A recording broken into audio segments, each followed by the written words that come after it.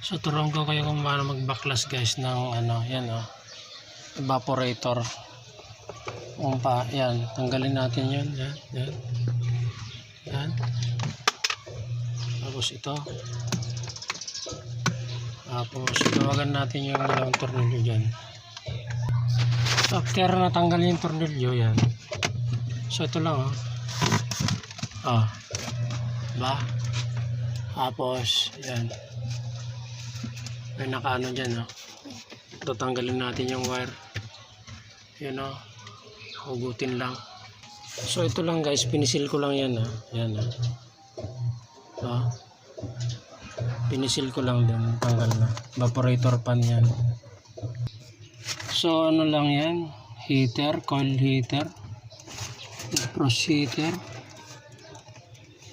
ilang meron sa kanya. Tapos ito fuse, yan, wala siya. Ito defrost sensor, fuse. So yung lahat pala ng defrost heater 220 mga yan 220. So pwede natin convert natin to guys, kasi yung mga pyesa nito nabenta na natin yan.